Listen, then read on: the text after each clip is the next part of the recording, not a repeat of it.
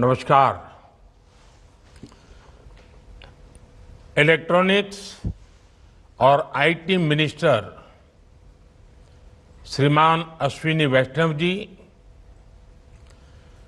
देश की विभिन्न रिसर्च संस्थाओं के निर्देशक, देश के वरिष्ठ वैज्ञानिक, इंजीनियर्स, रिसर्चर्स, स्टूडेंट्स, अन्य महानुभाव, देवी और सज्जनों, आज साइंस और टेक्नोलॉजी की दुनिया में भारत के लिए एक बहुत बड़ी उपलब्धि का दिन है। 21वीं सदी का भारत कैसे साइंस और टेक्नोलॉजी और रिसर्च को प्राथमिकता देते हुए आगे बढ़ रहा है, आज का दिन इसका भी प्रतिबिंब है। आज का भारत संभावनाओं के अनंत आकाश में नए अवसरों को तराश रहा है। हमारे वैज्ञानिकों और इंजीनियर्स ने 3 परम रुद्र सुपर कंप्यूटर्स बनाए हैं। ये 3 सुपर कंप्यूटर्स दिल्ली, पुणे और कोलकाता में इंस्टॉल किए गए हैं। आज ही देश के लिए अर्का और अरुणिक 2 हाई परफॉर्मेंस कंप्यूटिंग सिस्टम्स का उद्घाटन भी किया गया है। मैं इस अवसर पर देश के वैज्ञानिक समुदाय को, इंजीनियर्स को और सभी देशवासियों को बहुत बहुत बधाई देता हूं।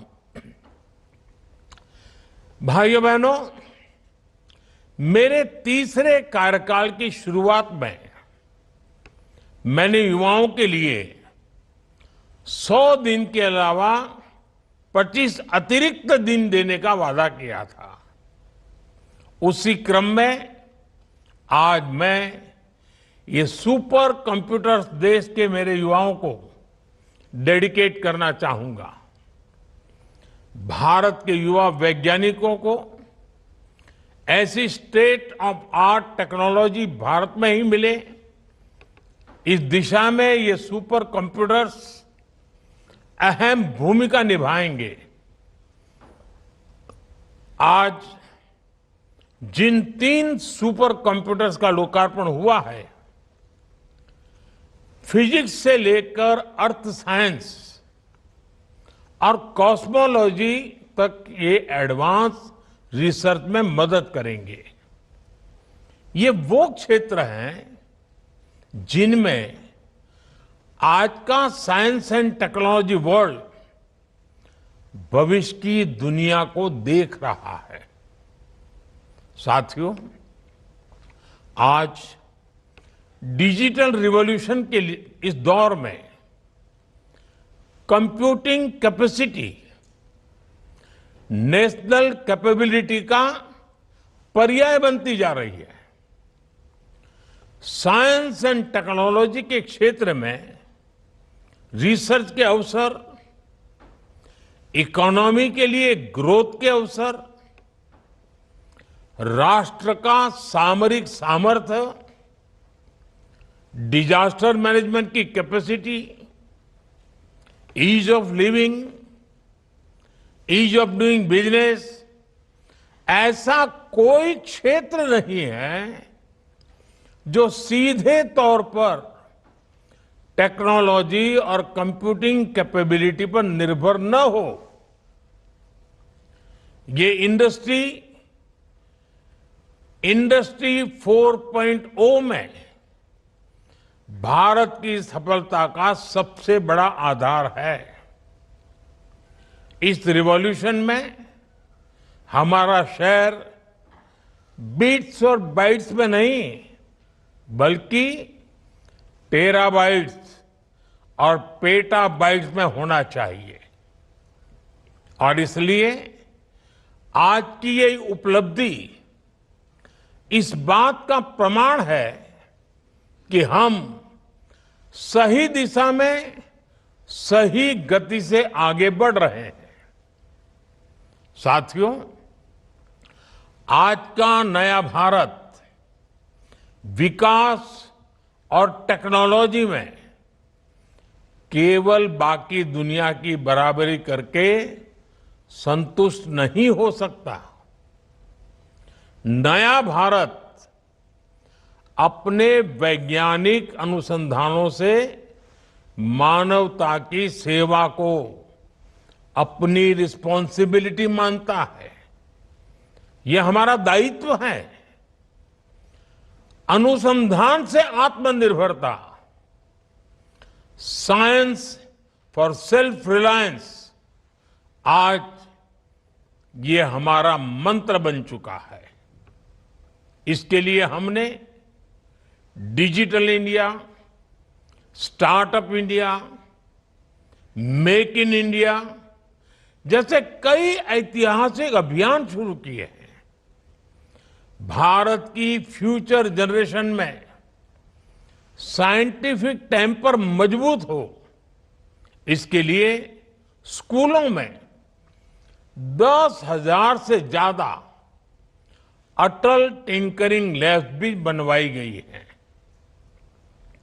स्टेम सब्जेक्ट की एजुकेशन के लिए स्कॉलरशिप भी बढ़ाई गई है। इस साल के बजट में 1,00,000 करोड़ रुपए के रिसर्च फंड की घोषणा भी की गई है। प्रयास यही है कि भारत 21वीं सदी की दुनिया को अपने इनोवेशन से एम्पावर करे, दुनिया को मजबूत बनाए। साथियों, आज ऐसा कोई सेक्टर नहीं जिसमें भारत नए निर्णय नहीं ले रहा, नई नीतियां नहीं बना रहा। एक उदाहरण स्पेस सेक्टर का है। आज स्पेस सेक्टर में भारत एक बड़ी पावर बन चुका है। दूसरे देशों ने कई बिलियन डॉलर खर्च करके जो सक्सेस हासिल की, हमारे वैज्ञानिकों ने वही काम सीमित संसाधनों में करके दिखाया है।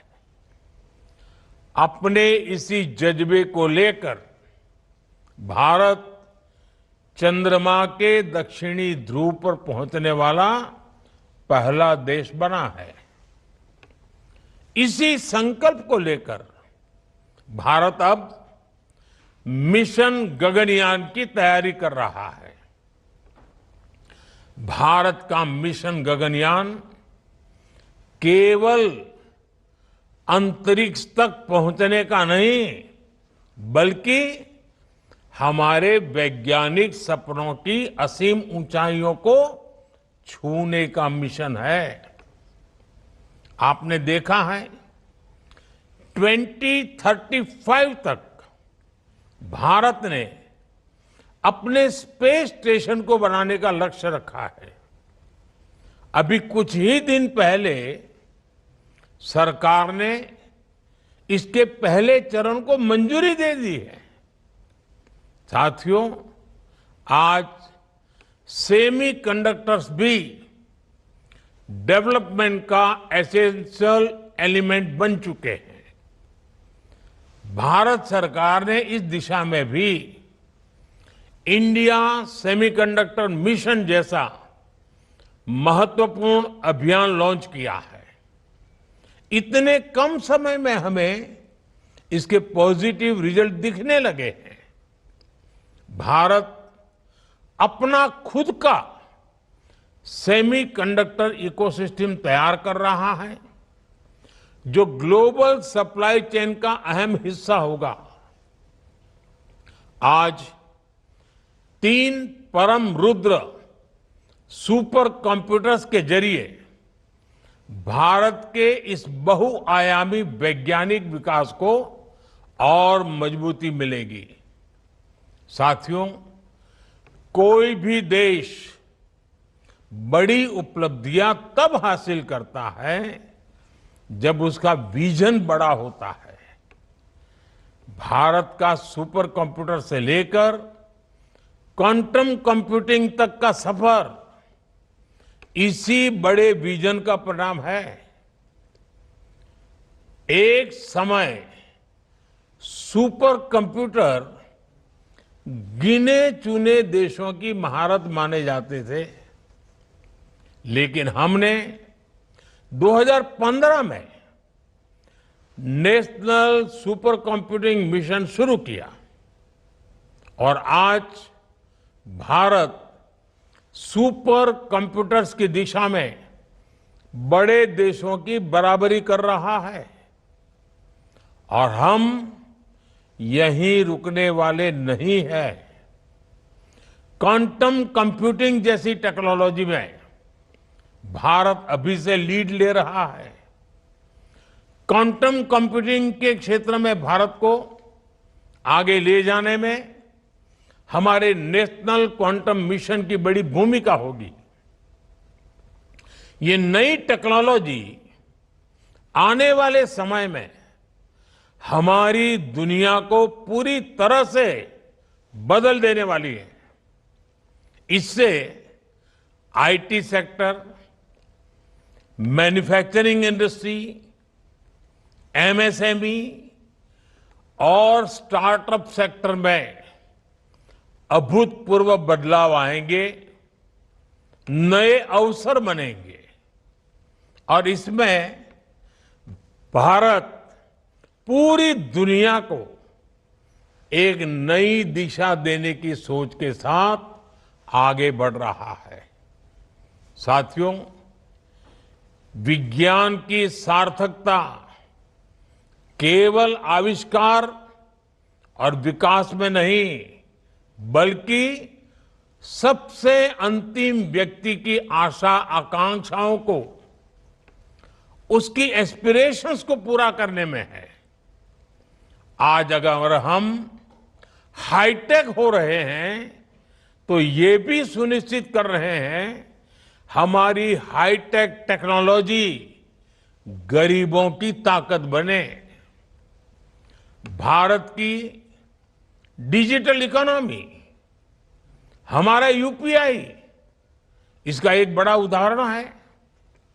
हाल ही में हमने मिशन मौसम भी लॉन्च किया, जिसमें वेदर रेडी और क्लाइमेट स्मार्ट भारत बनाने का हमारा सपना पूरा होगा।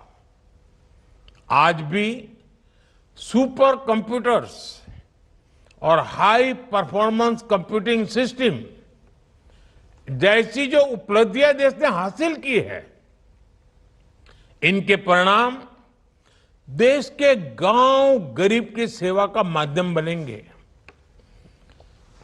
एचपीसी सिस्टम के आने के बाद मौसम से जुड़ी भविष्यवाणी करने में देश की वैज्ञानिक क्षमता, हमारी ताकत बहुत बढ़ जाएगी। अब हम हाइपर लोकल यानी बिल्कुल स्थानीय स्तर पर मौसम से जुड़ी ज्यादा सटीक जानकारी दे पाएंगे, यानी एक गांव उस गांव के इलाके तक की बता पाएंगे। सुपर कंप्यूटर जब एक दूर दराज के गांव में मौसम और मिट्टी का विश्लेषण करता है तो ये केवल विज्ञान की उपलब्धि भर नहीं है, बल्कि यह हजारों लाखों जिंदगियों के जीवन में बहुत बड़ा बदलाव है। सुपर कंप्यूटर तय करेगा कि मेरे छोटे से छोटे इलाके के किसान के पास दुनिया की बेस्ट नॉलेज उपलब्ध होगी। इसका बहुत बड़ा लाभ अब छोटे से छोटे गांव में खेती कर रहे किसानों को होगा, क्योंकि इससे अब किसान अपनी फसल के लिए सही निर्णय ले पाएगा। इसका लाभ समुद्र में मछली पकड़ने जाने वाले मछुआरों को होगा। हम किसानों को होने वाले नुकसान को कम करने के लिए नए तौर तरीके निकाल पाएंगे। इससे इंश्योरेंस बीमा, जो फसल बीमा होता है, इंश्योरेंस योजनाओं की सुविधा पाने में भी मदद मिलेगी। हम इसकी मदद से आर्टिफिशियल इंटेलिजेंस, एआई और मशीन लर्निंग से जुड़े मॉडल्स बना पाएंगे, जिसका फायदा तमाम स्टेक होल्डर्स को होगा। देश के भीतर सुपर कंप्यूटर्स बनाने की हमारी काबिलियत, ये उपलब्धि देश के सामान्य मानवी के लिए एक गर्व की बात तो है ही। इससे आने वाले समय में देशवासियों के सामान्य वर्ग के जीवन में बड़े बदलाव के रास्ते भी निकलेंगे। आर्टिफिशियल इंटेलिजेंस, एआई और मशीन लर्निंग के इस दौर में सुपर कंप्यूटर्स बहुत बड़ी भूमिका निभाएंगे। जैसे आज भारत ने अपनी स्वदेशी तकनीक से 5G नेटवर्क बनाया है, जैसे आज बड़ी बड़ी कंपनियों के मोबाइल फोन्स भारत में बन रहे हैं, इससे देश की डिजिटल क्रांति को नए पंख लगे हैं। इससे हम टेक्नोलॉजी और उसके फायदों को हर देशवासी तक पहुंचा पाए हैं। इसी तरह भविष्य की तकनीक विकसित करने में हमारा सामर्थ्य, मेक इन इंडिया की हमारी सफलता, ये देश के सामान्य मानवी को आने वाले कल के लिए तैयार करेगी। सुपर कंप्यूटर से हर क्षेत्र में नए शोध होंगे, इनसे नई संभावनाओं का जन्म होगा। इसका लाभ देश के आम लोगों को मिलेगा। वो बाकी दुनिया से पीछे नहीं होंगे, बल्कि कदम से कदम मिलाकर चलेंगे। और मेरे नौजवानों के लिए तो, मेरे देश की युवा शक्ति के लिए, और भारत जब दुनिया का युवा देश है तब आने वाला युग जब विज्ञान और टेक्नोलॉजी से ही चलने वाला है, तो ये नए अवसरों को जन्म देने वाली घटना भी है। मैं देश के नौजवानों को इन सब के लिए विशेष बधाई देता हूं। इन उपलब्धि के लिए मैं देशवासियों को भी बहुत बहुत बधाई देता हूं। मैं आशा करता हूं हमारे युवा, हमारे जो रिसर्चर्स इन एडवांस फैसिलिटीज का लाभ उठाएंगे, साइंस की फील्ड में नए डोमेन्स को खोलेंगे। एक बार फिर आप सभी को अनेक अनेक शुभकामनाएं। धन्यवाद।